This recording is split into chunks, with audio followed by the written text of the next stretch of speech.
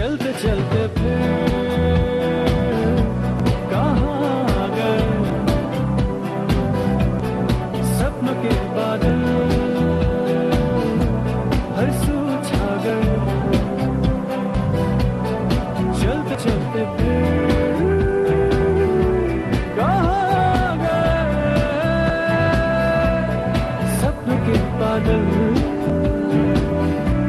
हर सू छा गए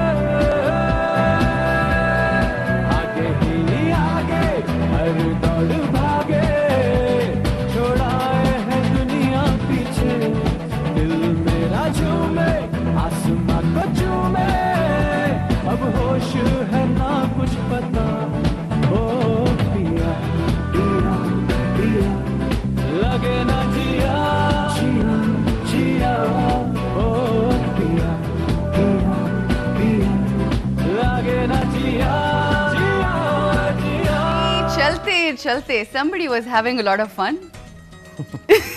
ये स्माइल क्या है?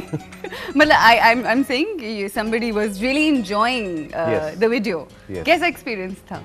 It was great. How was Amrita Rao?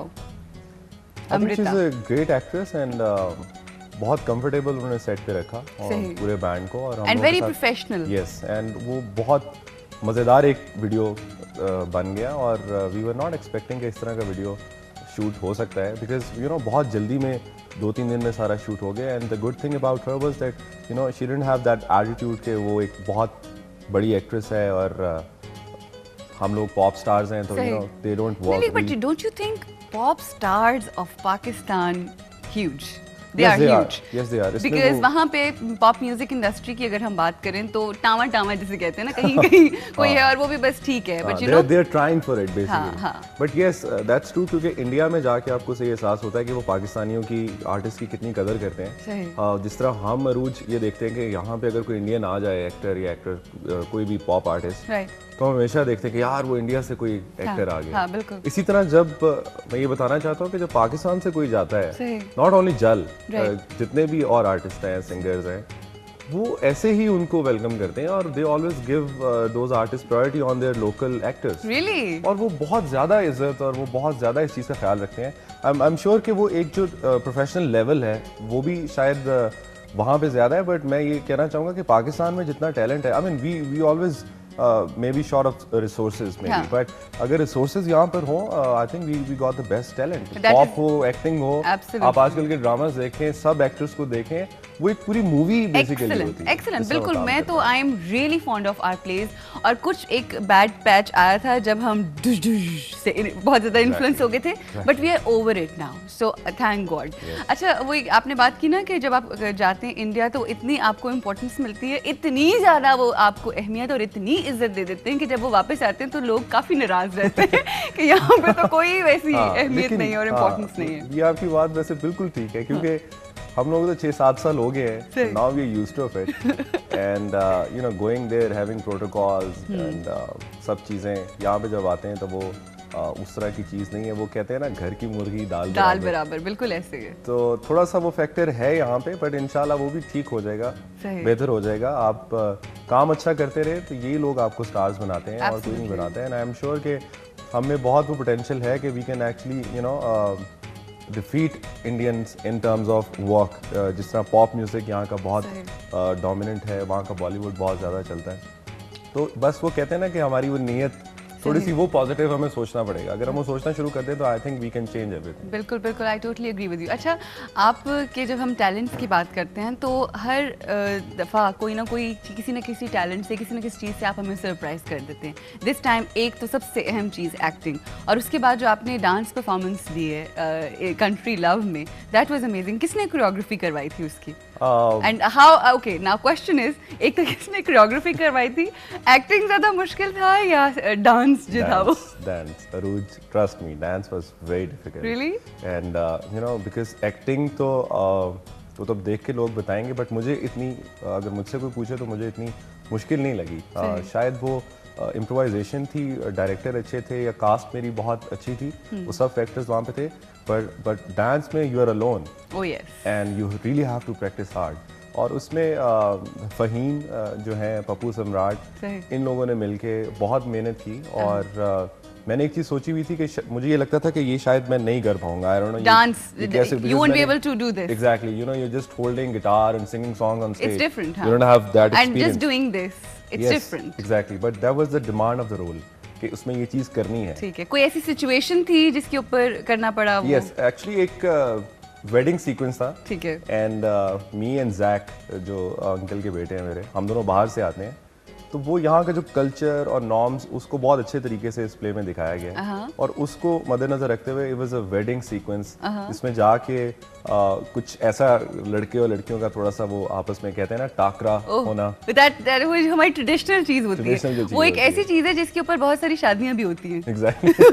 और वो सारी जिंदगी एक लड़की जो है वो बताती, हाँ देखा ना उस शादी पे देखा था, और वो लड़का कह रहा था क्यों देख लिया यार, उस वक्त तो तुम डिफरेंट थी। आप बिल्कुल सही पहुंचे, क्योंकि इस सिचुएशन में भी एंड में ऐसे ही कुछ होता है। तो it was very difficult, yes, but अभी तक मुझे नहीं पता कि वो कैसा हुआ है, उसका रिजल्ट कैसा आएगा। So I did my 200%, but let's see कैसा लगता है। वाह, नहीं, you are doing great job. और वो जो थोड़ा सा प्रोमोज के अंदर लोग भी देख रहे होंगे इस वक्त, डांस सीक्वेंस का भी सारा सिलसिला है वो आए, इट्स वेरी गुड। हम लोग जाहिर है यहाँ पर बैठ के इसलिए इस प्ले की बात कर रहे हैं क्योंकि हम जानते हैं कि आप सब लोगों ने मिल के इस कदर मेहनत की है, और जिस चीज़ के अंदर मेहनत हो उसका आउटकम तो बहुत अच्छा आता है, और उसके ग्लिम्स हम देख चुके हैं। अच्छा, OST की तरफ आते हैं, कंट्री लव के। जाहिर है आप खुद एक कंपोज़र हैं, लिखते भी हैं सारा, तो इसका आपने म्यूजिक सुना है, कैसा लगा जो साउंड ट्रैक है इसका? I love it actually because शुरू में कुछ आइडियाज थे कि कुछ म्यूजिक में भी कुछ करे, but I really want to concentrate on acting, ठीक है, and the other parts of the drama. But yes, जो इसका ट्रैक आपने सुना होगा, हाँ, वो एक किसी भी इंटरनेशनल या आप चले बहुत एक जो मूवी के स्टैंडर्ड के गाने होते हैं उससे कम नहीं है। I think Ali Mustafa and the singer Rizwan, they have actually worked along with Nini on that. और जिस तरह से वो लिखा गया, बनाया गया, अगर आप उसको सुने तो वो एक मूवी का ही गाना है। और उसके साथ जस्टिस ही यही होती है कि आपको you have to actually give credit to all those people who actually worked really hard. ये 2 या 3 दिन में नहीं बना, जहाँ तक मुझे ये बात पता चली है। ये लोग जाके बैठते थे और डायरेक्टर और ये सब लोग जाके सोचते थे कि यार इसका OST इस तरह का बनाना है जिससे पता चले कि हम इस ड्रामे में क्या एलिमेंट्स दिखा रहे हैं, इसके लिरिक्स क्या होने चाहिए, और फिर उस तरह की इसकी मेलोडी होनी चाहिए। सो जो गाना है बेसिकली OST, वो रिप्रेजेंट करता है पूरे प्ले को, शुरू से लेके एंड तक के ये मेरा देश है, एग्जैक्टली, वो मेरा देश है, चल फिर चलें, इस तरह की सब चीजें जो है वो रिलेट करता है। तो आई थिंक वो जो एक ब्रेन और जिस तरह से ये लोग बैठ के इन लोगों ने काम किया, I think these guys are very creative and they totally deserve this credit, जो उन्होंने जितना अच्छा इसका OST बनाया। आई थिंक इसी वजह से इसका बहुत अच्छा फीडबैक दिया। आई एम श्योर इस वक्त जिन्होंने ये OST गाया है, that singer Rizwan is here with us online. अस्सलाम वालेकुम रिजवान। Congratulations रिजवान, हमने सुना है कि जो OST सुना भी है और सुना भी है दोनों सुना है कि जी बहुत ज़बरदस्त आपने काम किया है। And how was your experience working with Nini and the whole crew and the cast and everybody? मेरा ख्याल है कि अगर नीनी सर और क्या नाम अली भाई ना होते तो शायद ये मेरे से मतलब गाया भी ना जाता। ये टफ सॉन्ग था मेरा, मतलब एक्चुअली मैं गाता कुछ ना डिफरेंट हूँ, तो ये मेरे लिए बहुत ज़्यादा ना एक मज़े का एक्सपीरियंस था, टफ था थोड़ा सा, और इन लोगों की सपोर्ट के साथ ये सारा मतलब कंप्लीट हुआ और माशाल्लाह बहुत अच्छा हो गया। Thank you so much Rizwan, बहुत बहुत शुक्रिया, हमारी आपसे बात हुई, और I wish you all the luck because ये आपके लिए भी बहुत बड़ा एक ब्रेक होगा definitely, and I wish the whole team good luck. Okay, here we have to take a short break लेंगे और ब्रेक के बाद वापस आएंगे और आपसे दोबारा बहुत सारी बातें।